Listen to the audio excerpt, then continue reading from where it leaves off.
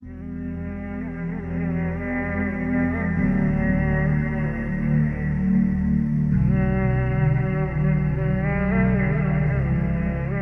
الرحمن الرحيم الحمد لله رب العالمين والصلاة والسلام على رسول الله.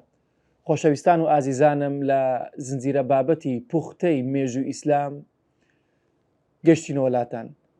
لە وانەکانی ڕابردوو باسی ژیاننامەی پێغەمبەری خوامان کرد صلی الله عليه وسلم و پند و ئامۆژگاری لە ژیاننامەی پێغەمبەری خوا کە گرنگترین شتە بۆ ئێمەی موسڵمان. دوای ئەوە هاتینە باسی چوار خەلیفەکانی ڕاشدین، سەردەمی زێڕینی ئیسلام، سەردەمی زیندووبوونەوەی سونەت کە پێغەمبەری خوا صلی الله عليه وسلم دەفەرمێت باشترین و چاکترین سەردەم ئەو سەردەمانن کە 30 ساڵی دوای پێغەمبەری خوا صلی الله عليه وسلم کە سەردەمی هەر چوار خولەفا و ڕاشدین دەگرێتەوە. بۆیە لەوانەی ئەمڕۆ پشتیوان بەخوای گەورە دەچینە وانەیەکی تر لەوانەکان، ئەویش سەردەمی یاخود خلافەتی بنەماڵەی ئومەویەکانە.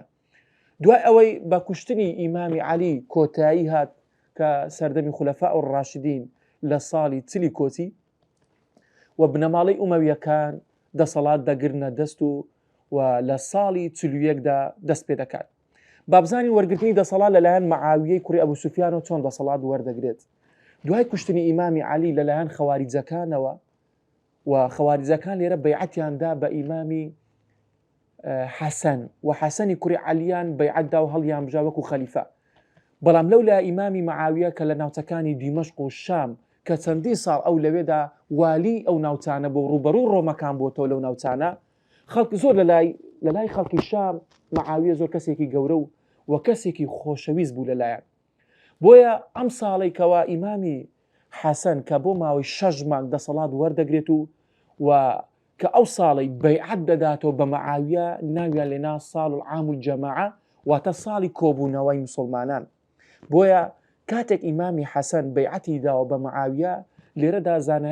زانایان و مێژونووسان ناویان لێنا ساڵ الجەماعە، ساڵی کۆبوونەوەی مسلمانان لەژێر سەرکردایەتی یەک خەلیفە. بۆیە لێرەدا بنەماڵەی ئومەویەکان دەسەڵات وەردەگرن و بۆیە نزیکەی 14 خەلیفەیان یەک لە دوای یەک دەسەڵات دەگرنە دەست. لە مەعاویە کوڕی ئەبوو سوفیانەوە دەست پێ دەکات تاوەکو مەڕوانی دووەم کە تاوەکو ساڵی 132 کۆچی و بەهاتنی دەسەڵاتی عەباسیەکان کۆتاییان پێدێت. بنەماڵەی ئومەویەکان لە ساڵی 41 تا 132 دەست پێ دەکات و دامەزرێنەری بنەماڵەی ئومەویەکان مەعاویە کوڕی ئەبوو سوفیانە و لۆیە نایان لێنایە کە ئومەوی، چونکە باپیرە گەورەیان کە دەگەڕێنەوە سەر بەنی ئومەویە و پایتەختەکەیان، پایتەختی دەوڵەتی ئومەوی دەستە شاری دیمەشق. دوای ئەوە لە سەردەمی ئیمامی عەلی کە پایتەختی دەسەڵاتی ئیسلامی گواستراوە لە مەدینە لە بۆ عێراق واتا کوفە، بەڵام لە سەردەمی بنەماڵەی ئومەویەکان دەسەڵاتی ئیسلامی و خلافەتی ئیسلامی دەگوازرێتەوە بۆ ناوچەکانی سووریا واتا دیمەشق کە ئەو کاتیان دەوە بیلاد شام. بۆیە نزیکەی حکمی بنەماڵەی ئومەویەکان 91 ساڵ دەبێت و 14 خەلیفە یەک لە دوای یەک، نەوە لە دوایەوە دەسەڵات دەگرنە دەست. وا دیارە بابین یەکەم خەلیفەی بنەماڵەی ئومەویەکان مەعاویە کوڕی ئەبوو سوفیان ڕەزا و ڕەحمەتی خودای لەسەر بێت، چونکە مەعاویە ئەو کاتێک کە موسڵمان دەبێت، هەندێک لە زانایان و مێژنووسان دەڵێن لە ساڵی 7ەم یان 8ەم کە لە فەتحی مەکەدا موسڵمان دەبێت و ئەو کاتە تەمەنی 23 ساڵان دەبێت. دوای ئەوەی کە موسڵمان دەبێت لەلایەن پێغەمبەری خوا دەستنیشان دەکرێت بە نووسەرەوەی وحی،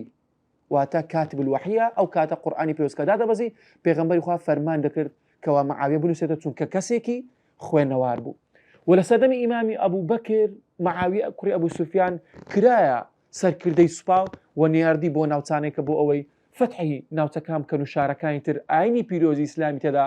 بڵاو بکەنەوە. و لە سەردەمی ئیمامی عومەری کوڕی خەتابدا مەعاویە کوڕی ئەبوو سوفیان والی ناوچەکانی ئوردن بوو. و لە سەردەمی دوای ئەوەی کە برایەکەی دەمرێت ناوی یەزیدە بە تاعون، ئەو کاتە تاعون بڵاو دەبێتەوە و مەعاویە دەگەڕێتەوە دیمەشق بۆ ئەوەی ببێتە خەلیفەی ئەو ناوچانە و بەڕێوەی ببات. و لە سەردەمی ئیمامی عوسمان مەعاویە کوڕی ئەبوو سوفیان هەر لە ناوچەکانی شامدا والی بووە، هەتاوەکو ئەو کاتێکە ئیمامی عوسمان شەهید دەکرێت کە لەوانەیە ڕابردوو باسمان کرد کە چۆن شەهید کرا لەلایەن ئەو خەڵکانی کە هەڵگەڕابوونەوە لە دەسەڵاتی ئیسلامی کە بەنیەتی حەجکردن هاتنە مەدینە و دواتر ئیمامی عوسمانیان شەهید کرد لە نێو ماڵەکەی خۆیان. بەڵام وا دیارە لێرە کاتێک مەعاویە کوڕی ئەبو سوفیان کێشەی دەبێت لەگەڵ ئیمامی عەلی لەسەر تۆڵەسەندنەوەی خوێنی ئیمامی عوسمان کەوا پێویستە زوو ئەو کەسانە دەستگیر بکات کە ئیمامی عەلی کە ئیمامی عوسمانیان شەهید کردووە بە پەلە بوو بۆ تۆڵەسەند چووکە خزمێتی ئامۆزای ئیمامی عەلیە بۆیە بە پەلە بوو لە تۆڵەسەندنەوەی خوێنی ئیمامی عوسمان و ئیمامی عەلیش ڕەزا و ڕەحمەتی خوای لەسەر بێت داوای دەکرد کەوا سەبر و ئارام بگرن تاوەکو ئەو کێشانە حەل دەبێت و دەسەڵاتی ئیمامی عەلی بەهێزتر دەبێت. وا دیارە مەعاویە کوڕی ئەبو سوفیان لە ناوچەکانی شام دەمێنێتەوە و بەیعەت نادا بە ئیمامی عەلی بۆ ئەوەی کە دەبێت سەرەتا خوێنی ئیمامی عەلی خوێنی ئیمامی عوسمان وەربگرێتەوە لەو کەسانێک کە شەهیدیان کردووە. دوای ئەوەی کە خەواریجەکان لە جەنگی سەفەین دەرچوو لە ناو سوپای ئیمامی عەلی کەوا بڕیاریاندا بە مەسەلەی تەحکیمکردن ڕازی نەبوون بە مەسەلەی حکومکردن ڕازی نەبوون و شیعارێکیان بۆ خۆیان بەرز کردەوە و بە ناوی ئینی الحکم ئیلا لیلا لەژێر ئەم دروشمەی خۆیاندا هەوڵیاندا کە بڕیار بدەن کە مەعاویە شەهید بکەن و ئیمامی عەلی شەهید بکەن بۆیە سەرکەوتوو بوون لە کوشتنی ئیمامی عەلی بەڵام سەرکەوتوو نەبوون لە کوشتنی ئیمامی مەعاویە لە ناوچەکانی شام بۆیە مەعاویە کوڕی ئەبو سوفیان دەمینێتەوە لە ناوچەکانی شام و ئەو کاتێکە تازە باسم کرد کە بەیعەت دەدرێت لەلایەن ئیمامی حەسەنی کوڕی عەلی کە لە ساڵی 41 کۆچی و مەعاویە کوڕی ئەبو سوفیان دەبێتە یەکەمین خەلیفەی بنەماڵەی ئومەویەکە. بابزانی مەعاویە کوڕی ئەبو سوفیان لە ماوەی ئەو ساڵانێک کە لە ساڵی 41 تاوەکو 60 کۆچی کە دەبێتە خەلیفە و چەند کارێکی ئەنجام دەدات و یەکێک لە کارە گرنگەکانی ئەوەیە کە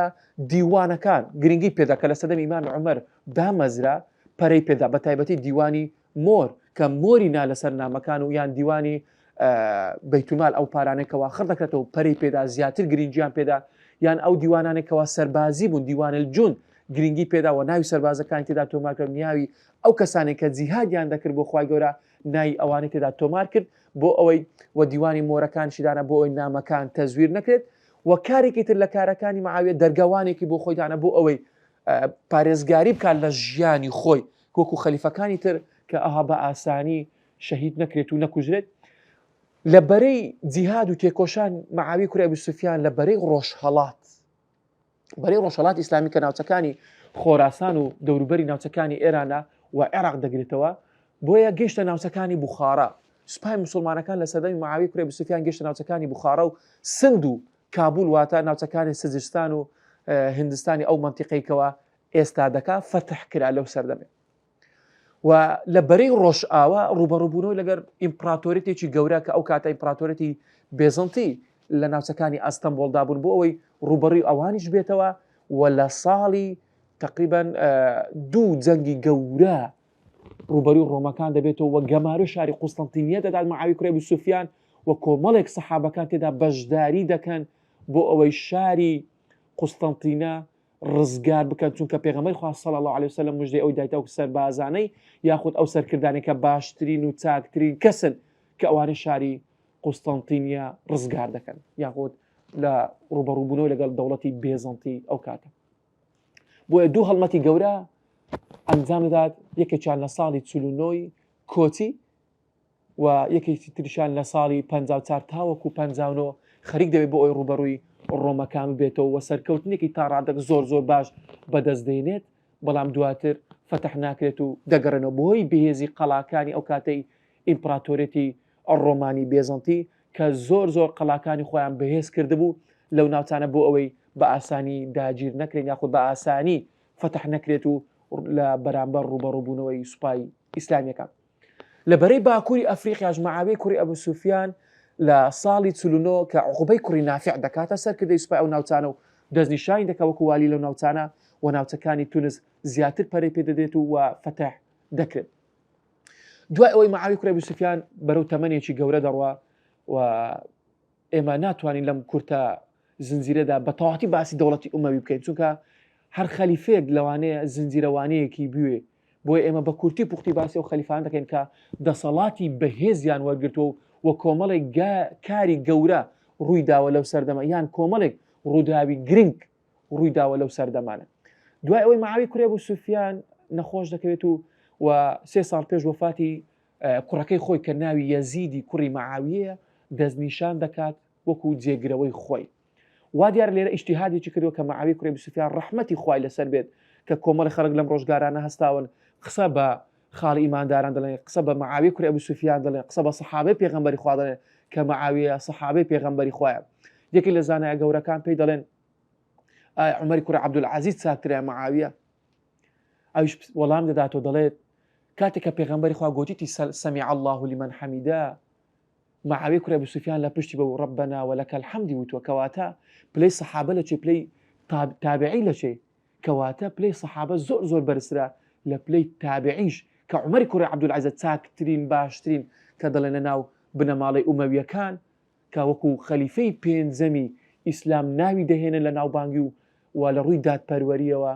بۆیە معاویە کوڕی ئەبی سوفیانش خاوەن پێگە و پلە و پای خۆیتی لە ناو ئەهلی سونە و جەماعە. بۆیە ئێمەش خۆشمان دەوێ و ئەو کەسانی کە سەحابەیان خۆش دەوێ خوای گەورە خۆشی دەوێن، چونکە خوای گەورە فەرموویەتی ڕەضی الله عنه وەڕەضوا عنه. ئەوانە خوای گەورە لێیان ڕازی بووە، خوای گەورەش ئەوانیش لە خوای گەورە ڕازی بوونە. بۆیە ئاگاداری خۆمان بین لە قسەوتن بە سەحابەکان و بە تابعین و قسەوتن بە خەلیفەکانی ئیسلام. ئەمانە پێویستە ئاگاداری کردەوەکانی خۆمان بین و لە قسەی خراپیان پێ نەڵێن و جنێویان پێ نەدەین، ئەمە شتێکی باش نییە و جاروێ لە ئیسلام پێی دەردەچێت. بۆیە یەزید کاتێکە معاویە یەزیدی لە شوێنی خۆی دانا وەکو جێگرەوە و لە ساڵی 64 کۆچی دەبێتە شوێنگرەوەی باوکی کە معاویە کوڕی ئەبی سوفیانە. ئەو ڕووداوانەی لە سەردەمی یەزید ڕوودەدەن ئەوەیەکەوە عەبدوڵای کوڕی زوبێر و ئیمامی حوسێنی کوڕی عەلی بەیعەتی پێنادەن. وا دیارە لێرە لەبەر ئەوەی ئیمامی معاویە ئیجتیهادەکەی هەڵەیەکی تێ کردووە یاخود ئەوەتە نەی پێکاوە لە ئیجتیهادەکەی خۆی دانانی کەسێک کە یەزید شیاو نەبووە لە بۆ ئەو شوێنەکە ببێتە دەسەڵاتی یەکەمی ئیسلامی لە نێو هەموو جیهاندا. بۆیە لێرەدا ڕوبەڕووبوونەوەیەک ڕوودەدات لەگەڵ ئیمامی حوسێن. وا دیارە خەڵکی عێراق، خەڵکی کوفە و بەسرا چەندین نامە لە مێژونووسەکان دەڵێن نزیکەی 150 نامە بۆ حوسێنی کوڕی عەلی دەنێرن کە لە مەکە و لە مەدینە بۆ ئەوی بێتە ناوچەکانی عێراق و کوفە و بەسرا کە بەیعەتی پێ بدەن بیکەنە خەلیفە. وا دیارە کۆمەڵێک لە سەحابەکان ئامۆژگاری دەکەن کەوە نەچێتە عێراق، بەڵام هەرچوو ئالوبەیتی پێغەمبەری خوا ئیمامی حوسێن لەگەڵ خۆیان کۆی دەکاتەوە و بەرەو ناوچەکانی کوفە دێن. یەزیدی کوڕی معاویە ئەو کاتە فەرمان بە ئەبوو زیاد دەکات، واتە عوبەیدوڵای کوڕی زیاد ئەو کاتە والی بووە لەسەر ناوچەکانی کوفە و بەسرە. وا دیارە یەزید نامەکەی ئاماژە بۆ دەکات کە نەیهێڵێت، واتە ڕێگر بێ لەوەی کە بێتە والی بێتە ناوچەکانی کوفە، نەک بیکوژێت. ئاگاداری ئەم خاڵەبی گرینگە. بە فەرمانی یەزید حوسێنی کوڕی عەلی شەهید نەکراوە کە زۆربەی مێژونووسان دەڵێن، یاخود یەکێک لەو کتێبە ڕئیسیانەی ئیسلام کە عوسمان خەمیس دەجێڕێتەوە لە قسەی ئیبن تەیمیە نەقڵ دەکات، دەڵێت دەفەرموێت ئیبن تەیمیە ڕەحمەتی خوای لێبێت شێخولیسلام دەڵێت بە فەرمانی یەزید حوسێنی کوڕی عەلی شەهید نەکراوە، تەنها نامەکە باسی ئەوە کراوە کە ڕێگر بێت ببێتە والی بێتەوە ناوچەکانی کوفە، نەک بیکوژێت. بۆیە لێرەدا زیاد کە والی بووە، ئیبن زیاد کە والی بووە بەسەر ناوچەکانی کوفە و هەڵدەسێت بە شەهیدکردنی ئیمامی حوسێن و جەنگی کەربەلا یاخود لە شاری کەربەلا کە لە دەی موحەڕەمی ساڵی 61 کۆچی کە ئالوبەیت زۆربیان شەهید دەکرێن لە ناوچەکانی کەربەلا و لێرەدا تەنها چەند کەسێکی کەمیان ڕزگار دەبێت کە ژماریان ئەو کاتە نزیکەی 80 کەس دەبێت. ئەمە ڕووداوێکی گرنگە لە سەردەمی یەزید کە ڕوویدا و ڕووداوێکی تریش ڕووداوی ئەلحوڕێ لە ساڵی 63 ئەو کاتە یەزید والیەک دەنێرە بۆ ئەوەی سەرکردەی سوپایەک دەستنیشان دەکاتەوە هێرش بکاتە سەر شاری مەدینە و لە ساڵی 63 کۆچی. و لە ساڵی کاتێکە یەزید دەمرێت و معاویەی سێم یاخود معاویەی کوڕی یەزید کە دەسەڵات وەردەگرێتەوە لە ساڵی 64 کۆچی لێرەدا بنەماڵەی سوفیانی کۆتاییان دێتە بنەماڵەی مەڕوانی. لە بنەماڵەی ئومەویەکان دوو سەرکردەمان هەیە، واتە دوو جەمسەرمان هەیە، سوفیانی بنەماڵەی سوفیانی لەگەڵ بنەماڵەی مەڕوانی کە دوو جەمسەری سەرەکەی لە حکومکردن لە بنەماڵەی ئومەویەکان. وا دیارە ئەم سێ خەلیفەی یەکەم ئەم سێ سەرکردەی یەکەم ئەتاوەکو 64 لە بنەماڵەی سوفیانی بوون. لێرەدا دەسەڵات دەگوازرێتەوە لە بۆ بنەماڵەی مەڕوانی کە ئەمە خاڵێکی گرنگە لە ناو مێژووی دەوڵەتی ئومەویەکان. دوای کۆبوونەوەی جابیە لە ساڵی 64 کە بنەماڵەی ئومەویەکان کۆبوونەوەکەیان کرد، لەم کۆبوونەوەیەدا دەسەڵاتی ئیسلامی دەگوازرێتەوە لە بۆ بنەماڵەی مەڕوانی و مەڕوانی کوڕی حەکەم دەبێتە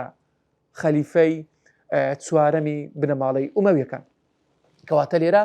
کە دەبێتە خەلیفەی چوارەم ئەمە گرنگە چونکە دەسەڵاتی ئیسلامی لێرە لە بنەماڵەی سوفیانی گواستراوە، گەیشتەوە بنەماڵەی مەڕوانی کوڕی حەکەم. لێردا لە سەردەمی عەبدولمەلیکی کوڕی مەڕوان کە یەکێکە لە سەرکردە بەناوبانگەکانی بنەماڵەی ئومەویەکان کە بۆ ماوەیەکی زۆر دەسەڵاتی ئیسلامی گرتە دەست، و عەبدولمەلیکی کوڕی مەڕوان دوای ئەوەی دەسەڵاتی ئیسلامی هەمووی کۆنتڕۆڵ دەکاتەوە بۆ ژێر دەسەڵاتی خۆی و هەرچی ناڕەزاییەکان هەیە وەلا دەنێت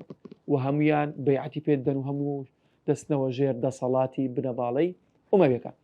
لێرەدا بزوتنەوەیەکمان هەیە کە لە مێژوونسان ناوێت لەنا بزوتنەوەی عەبدوڵڵای کوڕی زوبەیر لە ناوچەکانی حیجاز و لە ناوچەکانی عێراق بەشێکی زۆر مەکە و مەدینە بەیعەتیان پێدا و بە عەبدوڵڵای کوڕی زوبەیر کە وەکو خەلیفە لەو ناوچانە هەڵسوکەوت بکات و دواتریش لەلایەن عەبدولمەلیکی کوڕی مەڕوانەوە سەرکوت دەکرێتەوە لە ساڵی 75 کۆچی کۆتایی بەم بزوتنەوەی هات یاخود لە 73 کە کۆتایی بە عەبدوڵڵای کوڕی زوبەیر هات ڕەزا و ڕەحمەتی خودای لەسەر بێت. بۆیە عەبدولمەلیکی کوڕی مەڕوان توانی هەموو دەسەڵاتی ئیسلامی لە خۆی کۆبکاتەوە کۆتایی بە ناڕەحەتیەکان بینی. بۆیە کە عەبدوڵڵای کوڕی زوبەیر بۆ ماوەی 9 ساڵ وەکو خەلیفە و بەیعەتدانی ناوچەکانی حیجاز بەڵێن و پەیمانیان پێدا. کارەکانی عەبدولمەلیکی کوڕی مەڕوان وا دیارە عەبدولمەلیکی کوڕی مەڕوان کۆمەڵێک کاری کردووە لە کارەکان و پەرەی زیاتری بە دیوانەکاندا و دام و دەستگاکانی دەوڵەتی گۆڕانکاری تێدا کرد، هەتاوەکو ئەو کاتە لە دام و دەستگاکان بە زمانی فارسی پەهلەوی بوو دام و دەستگاکان و لە ناوچەکانی ڕۆمیش بە زمانی سریانی دەبوو. بۆیە عەبدولمەلیکی کوڕی مەڕوان بڕیاریدا ئەو ناوچانە هەموو بێتەوە سەر زمانی عەرەبی و گرنگی بدەن بە زمانی عەرەبی و هەرچی دام و دەستگای دەوڵەت هەیە کردیەوە بە زمانی عەرەبی، واتە بە عەرەبکردنی دام و دەستگایەکانی دەوڵەتی ئیسلامی. یەکێکی تر لە کارەکانی دراوێکی ئیسلامی دەرکرد کە نەخش و نیگاری ئیسلامی پێوە دیار بوو و ئەمەش کارێکی گرنگی عەبدولمەلیکی کوڕی مەڕوانە کە دراوێکی ئیسلامی دەرکرد لە زێڕ و زیو. و یەکێکی تر لە کارە هەرە گرنگەکانی عەبدولمەلیکی کوڕی مەڕوان دروستکردنی مزگەوتی ئەقسا بوو و لە ساڵی 66 تاوەکو 72 کۆچی خەریکی دروستکردنی بوون بە قوبەت السەخرا کە ئێستاش ماوە شوێنەوارێکی دێرنی ئیسلامیە لە ناوچەکانی فەڵەستین کە بەیت المەقدیسە و ئەو قوبەت السەخرا لە سەردەمی عەبدولمەلیکی کوڕی مەڕوان دروستکرا کە ساڵانێکی زۆر خەریکی بوون. لە سەردەمی عەبدولمەلیکی کوڕی مەڕوان ناوچەکانی ئیسلامی فراوان بوو، گەشتە بە ناوچەکانی ئەو دیوی دووڕووبار و تا ناوچەکانی خۆراسان و سیحۆن و جیحۆنمانێ لە ڕووبارەکانی خۆراسان، ناوچەکانی بوخارە و سەمەرقەند و مەڕوو. ئەو ناوچانە هەستا کۆمەڵێک سەرکردەی دانا بۆی ئەو ناوچانەش ڕزگار بکات و ڕزگاری کردن و سوپای ئیسلامی گەشتە ناوچەکانی خۆراسان. ئەوەی گرنگە لە سەردەمی عەبدولمەلیکی کوڕی مەڕوان ئەوەیە کە سوپای ئیسلامی گەشتە ناوچەکانی ئیسپانیا، فەتەحکردنی ئیسپانیا، ئەندەلوس کە ئەو کاتە پێیان دەگوت ئەندەلوس لە تاریخی ئیسلامی، چونکە ئەندەلوس بریتە لە دوو وڵات، هەم پرتوگال و هەم ئیسپانیا دەگرێتەوە کە دەڵێن ئەندەلوس واتە ئیسپانیا و پرتوگالی ئێستا. وا دیارە عەبدولمەلیکی کوڕی مەڕوان فەرمان دەکات بە موسای کوڕی نووسەیر کە یەکێکە لە سەرکردارە بە تواناکانی ناوچەکان بۆ ئەوەی بچێت ڕوبەڕووی یاخود بچێتە ناوچەکانی ئەو دیوی ڕووبار جەبەل و تاریق و ئەویش هەستە سەرکردەیەکی دەستنیشان کرد بە ناوی زیادی تاریقی کوڕی زیاد. تاریقی کوڕی زیاد سەرکردەیەکی ئازا و چانەترس لە ڕووی دەریایی و لە ڕووی وشکانی، بۆیە هەوڵ دەدات بپەڕێتەوە لەو چیا و لەو ئاوە بۆ ئەوەی سوپای ئیسلام و ئاینی پیرۆزی ئیسلام بگەێنێتە ناوچەکانی ئیسپانیا. ئاینی پیرۆزی ئیسلام لە ساڵی 92 کۆچی لە 28 ڕەمەزاندا و ڕوبەڕووبوونەوەیەک لەگەڵ ئەو کاتەی سوپای لۆدریک یان لۆدریک کە ئەو کاتە لە ناوچەکانی ئیسپانیا بوو و مسلمانەکان توانیان بە یارمەتی بەڕبەڕەکان بگەنە ناوچەکانی ئیسپانیا و سەرکەوتن بەدەست بێنن بەسەر لۆدریک و سوپای ئیسلام گەیشتە ئیسپانیا و لە ڕوبەڕووبوونەوەکە لەو شوێنێک کە پێی دەگوتێ وادی لەکە ئەو شوێنەیەکەوە شەڕ ڕوویدا و سوپای تاریقی کوڕی زیاد سەرکەوتوو بوو لەم شەڕە و لۆدریکیش هەڵات. وا دیارە لێرە تاریقی کوڕی زیاد لەگەر موسا کوڕی نوسەیر کە هەردووچیان هاوڕێی یەکتری بوون و بەڕبەڕەکان یارمەتیەکی زۆری سوپای مسلمانەکانیاندا بۆ ئەوەی بگەن بەو دیوی ڕووبارەکان. ئەمە خوای گەورە ئاسانی کرد لەسەر سوپای ئیسلام بۆ ئەوەی ئاینی پیرۆزی ئیسلام ئەو کاتە بگاتە ئەندەنوس لە ساڵی 92. سەدەمی زێڕنی ئومەویەکان کە لە مێژوودا باز دەکرێت ئەوی سەدەمی عومەری کوڕی عەبدولعەزیزە ڕەزا و ڕەحمەتی خودای لەسەر بێت کە لە ساڵی 99 تا ساڵی 101 کەواتە لە ماوەی 2 ساڵ و 4 مانگ عومەری کوڕی عەبدولعەزیز دەبێتە خەلیفە و لە مێژوونووسان و زانان دەفەرمون بە خەلیفەی پێنجەمی ئیسلامی ناوی دەنێن هەندێک کەسێکی دادپەروەر، ڕاستگۆ، زاهید، فەقیه، زانا، عابید، هەرچی سیفەتێکی باشەیە لە عومەری کوڕی عەبدولعەزیز ڕەزا و ڕەحمەتی خودای لەسەر بێت دێتە جێ. واتە سەردەمێکی بێ موشکیلە، سەردەمێکی بێ کێشەی ناوخۆی. تەنانەت ئەو کاتە خەواریجەکانیش بەڵێن و پەیمانیان پێداکەوە شەڕ نەکەن و لەسەر مێزی گفتوگۆ کێشەکانی خۆیان لەگەڵ عومەری کوڕی عەبدولعەزیز چارەسەر کرد و گرنگی زۆردا بە زانایەکان بۆ نووسینەوەی فەرموودە و گرنگی زۆریدا بە لایەنی زانستی حەدیسەکان. بۆیە لێرەدا عومەری کوڕی عەبدولعەزیز تەنانەت پاراستنی سەروەت و سامانی خەڵکیش بە ئەمانەت وەرگرت و ئەمانەتەکەی گەیاندە شوێنی خۆی. تەنانەت ئەو زەکاتانێکەوە کۆ دەکراوە دەڵێن هیچ فەقیرێک نمابوو لە سەردەمی عومەری کوڕی عەبدولعەزیز بۆی ئەوەی کە زەکاتەکانی کاتێککە کۆ دەکردەوە بە شێوازێکی دادپەروەرانە دابەشی دەکرد. بۆیە ئێستاش ئەگەر بێت و زەکاتەکان بە شێوازێکی ڕاست و دروست کۆ بکرێتەوە و هەموو دەوڵەمەندەکان زەکاتی ماڵی خوددا دەربهێن لە ماڵەکانی خۆیان، ئەوە تەئکید بەلەوەیکەوە فەقیرێک نامینێت لە ناو ئەو وڵاتانە. چونکە ئەگەر تۆ وەگری لە دەوڵەمەندەکان پارەوەەر بگری بدەیتە هەژارەکان، ئەوە لەناو ئەو شارەدا هیچ هەژارێک نامێت. تەنانەت دەجێرنەوەکەوە فەقیر نەمابوو زەکاتی پێ بدەن، زەکاتەکانیان دەدا بەگەن موجۆ بۆی ئاژەڵەکانیش ئیسفادەی لێ بکەن، ئەوانش بخۆن بە برسێتی نەبێت. و گرنگیدان بە ڕێگاوبانەکان، گرنگیدان بە ڕێگای هاتوچۆ و فراوانکردنی مزگەوتەکانی ئیسلامی و خۆشگوزەرانی لە ناو دەسەڵاتی ئیسلامی. تەنانەت لە ماوەی 2 ساڵی عومەری کوڕی عەبدولعەزیز زۆر دەسەردەمێکی خۆش و گەوهەری بنەماڵەی ئومەویەکانن. کۆتا خەلیفەی ئومەویەکان ئەگەر بێت و باسی بکەین ئەویش مەڕوانی کوڕی حەکەمە. مەڕوانی کوڕی حەکەم لە ساڵی 127 تاوەکو ساڵی 132 کۆچی دەبێتە دەسەڵاتی ئیسلامی وەردەگرێت و دەبێتە خەلیفەی کۆتایی و خەلیفەی 14هەمی بنەماڵەی ئومەویەکان و دەجێڕنەوەکەوە ئەو والی بووە لەسەر ناوچەکانی کوردستان و دایکیشی دەجێڕنەوەکەوە دایکیشی کورد بووە. بۆیە لە ناوچەکانی کوردستان مەڕوانی دووەم دەگەڕێتەوە ناوچەکانی دیمەشق و دەبێتە خەلیفە. بۆیە سوپای ئەو کاتە بزوتنەوەیەکی ئیسلامی سەری هەڵدا یاخود بانگەوازێکی ئیسلامی سەری هەڵدا لە ناوچەکانی خۆراسان. ئەوش بانگەوازی بنەماڵی عەباسیەکان بوو کە عەباسیەکان ئەو کاتە لە ناوچەکانی خۆراسان دەسەڵاتیان فراوان بوو و شیعارێکیان بەرز کرد بۆ و ئاڵای تایبەتی خۆیان هەر بەرز کرد بوو دەگەڕێنەوە بۆ بنەماڵی مامی پێغەمبەر کە عەباسە. لەوانەی داهاتوو ئینشاءڵڵا باسی دەوڵەتی عەباسیەکان دەکەین. بۆیە عەباسیەکان سەریان هەڵدا ئەبوو موسلیمی خۆراسانی ڕۆڵێکی گرنگی بینی لە بانگەوازی ئیسلامی بڵاوکردنەوەی ئەم بانگەوازە بە ناوچەکانی کوفە و خۆراسان و شاری مەڕوو و بوخارا و سەمەرقەند و ئەو ناوچانێکە لە ژێر دەسەڵاتی ئومەویەکاندا بۆ کاتە. ئەمەش خاڵی لاوازی بنەماڵی ئومەویەکانە کە چۆن بنەماڵێک سەر هەڵدات و دەسەڵاتی ئیسلامی وەردەگرێت. بۆیە سوپای خۆیان بەهێز کرد بنەماڵی عەباسیەکان و لە ساڵی 132 کۆچی و لە شەڕی زاب کۆتاییان هینا بە دەسەڵاتی بنەماڵی ئومەویەکان و بەشێکی زۆریان مردن بنەماڵی ئومەویەکان و تەنانەت کەسێکیان لێ ڕزگار و بەناوی عەبدوڕەحمان داخل. ئەو کەسە دەچێتەوە ئیسپانیا، دەچێتەوە ئەندەنوس، لەوێ بنەماڵی ئومەویەکان زیندی دەکاتەوە، لەوێ دەسەڵاتی ئومەویەکان لە ئەندەنوس زیندی دەکاتەوە و تەنها کەسێکە کە توانی ڕزگاری بێت لە بنەماڵی ئومەویەکان. جا لێرە خاڵی لاوازی بنەماڵی ئومەویەکان زۆر هەیە، بەڵام بە کورتی و پوختی یەکێک لە خاڵە گرنگەکان ئەوەیە دانانی شوێنگرەوە وەکو وەرگرتنی دەسەڵاتی ئیسلامی یان دەستنیشانکردنی دوو کەس لە پۆستی خلافەت. ئەمە بەرهەمی لاوازی بنەماڵی ئومەویەکانە یان بۆی فراوانبوونی دەسەڵاتی ئیسلامی هەموو ناوچەکانی جیهانی گرتوتەوە کەوا خەلیفە نەیتوانێت ئەو ناوچانە کۆنتڕۆل بکات، یاخود دروستبوونی کێشەی بەردەوامی ناوچەکانی بەسڕا و کوفە و عێراق بەردەوام کێشیان دروست دەکرد. هەروە سەرهەڵدانی